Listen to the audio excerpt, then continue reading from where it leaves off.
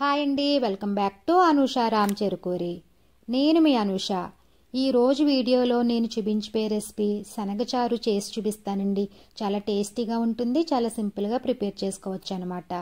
పండుగ రోజుల్లో మనం పూర్ణాలు చేసుకుంటాం కదండి, అలా పప్పులో మిగిలిన వాటర్తో ఏ విధంగా శనగచారు పెట్టుకోవాలో చేసి చూపిస్తానండి. చాలా చాలా బాగుంటుందండి. సాంబార్ కంటే చాలా టేస్టీగా ఉంటుందన్నమాట ఈ శనగచారు. మరి లేట్ చేయకుండా ఎలా తయారు చేయాలో చూసేద్దాం రండి. ముందుగా ఒక బౌల్ తీసుకుని అందులో పెద్ద నిమ్మకాయ అంత చింతపండు వేసుకుని కొంచెం వాటర్ యాడ్ చేసుకుని పక్కన పెట్టుకోండి. ఇవి పప్పులో మిగిలిన శనగనీళ్ళండి. చూసారు కదండి, చాలా చిక్కగా ఉంది. ఇప్పుడు ఈ శనగనీళ్ళను కూడా పక్కన పెట్టుకోండి. శనగచారులో కూరగాయ ముక్కలు వేసుకుంటే చాలా చాలా బాగుంటుందండి. నేను ఇక్కడ ములక్కాడ, క్యారెట్, బెండకాయ, ఒక టమాటా, ఒక వంకాయ, ఒక చిలకడ దుంప, 6 పచ్చిమిర్చి, కొద్దిగా కొత్తిమీర తీసుకున్నానండి. వీటిని నీట్గా వాష్ చేసి ఈ విధంగా ముక్కలుగా కట్ చేసుకుని పక్కన పెట్టుకోండి. ఇప్పుడు స్టవ్ ఆన్ చేసి ఒక గిన్నె పెట్టుకుని తగినన్ని వాటర్ వేసుకుని కూరగాయ ముక్కలు వేసుకుని ఉడికించుకోవాలన్నమాట. క్యారెట్ ముక్కలు, అలాగే బెండకాయ ముక్కలు, వంకాయ ముక్కలు, చిలకడదుంప ముక్కలు, ములక్కాడ, ఒక మీడియం సైజ్ ఉల్లిపాయను పొడవుగా కట్ చేసి వేసుకోవాలన్నమాట. అలాగే పచ్చిమిర్చిని కూడా పొడవుగా కట్ చేసి వేసుకోవాలండి. తర్వాత టమాటా ముక్కలు వేసుకోవాలి.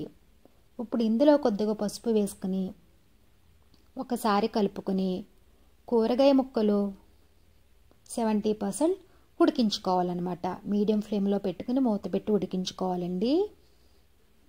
చూసారు కదండి, చక్కగా 70% కుక్ అయ్యాయి. ఇప్పుడు ఇందులో శనగనీళ్ళని యాడ్ చేసుకోవాలన్నమాట. శనగనీళ్ళు వేసుకుని అంతా ఒకసారి బాగా కలుపుకోవాలండి.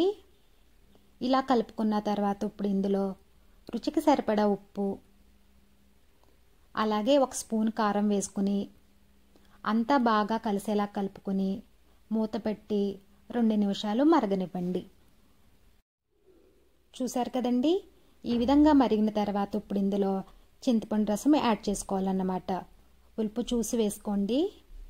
ఇప్పుడు అంతా బాగా కలిసేలాగా కలుపుకోవాలి. ఇప్పుడు ఇందులో కొంచెం కొత్తిమీర, అలాగే 2 రెమ్మల కరివేపాకు వేసుకుని చారుని మరగనివ్వండి. ఈ శనగచారులు ఎటువంటి రసం పొడులు యాడ్ చేయకూడదండి. శనగచారు ఫ్లేవర్ మారిపోతుందన్నమాట. చారు ఈ విధంగా మరిగిన తర్వాత పక్కకు పెట్టుకుని తాలింపు వేసుకుందామండి.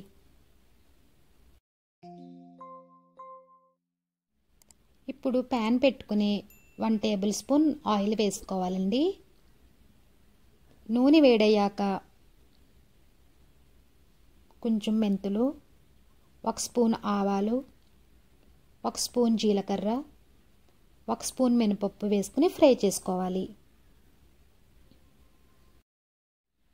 ఇప్పుడు ఇందులో సగం ఉల్లిపాయను ఇలా సన్నగా పొడవుగా కట్ చేసి వేసుకోవాలి, ఫ్రై చేసుకోవాలన్నమాట.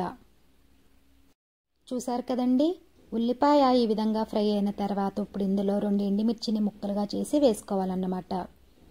తర్వాత కొంచెం కరివేపాకు వేసుకుని ఫ్రై చేసుకోవాలి. పోపు అంతా ఈ విధంగా ఫ్రై అయిన తర్వాత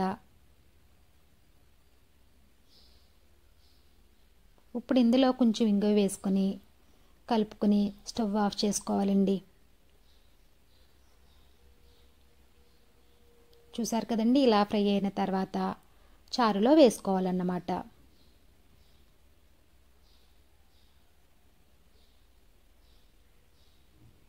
ఇప్పుడు ఫైనల్గా కొత్తిమీర వేసుకుని స్టవ్ ఆఫ్ చేసుకుంటామేనండి. చూసారు కదండి, చాలా సింపుల్గా శనగచారు రెడీ అయింది. ఇప్పుడు ఒక సర్వింగ్ బౌల్లో తీసుకుని సర్వ్ చేసుకుంటామేనండి. చాలా అంటే చాలా చాలా బాగుంటుందన్నమాట ఈ శనగచారు. ఈ రెసిపీని మీరు కూడా ట్రై చేయండి. ఈ వీడియో కనుక మీకు నచ్చినట్లయితే లైక్ చేయండి, అలాగే మీ ఫ్రెండ్స్కి, రిలేటివ్స్కి షేర్ చేయండి, అలాగే కామెంట్ చేయండి. మరిన్ని వీడియోస్ కోసం మా ఛానల్ని సబ్స్క్రైబ్ చేయండి. Thank you for watching.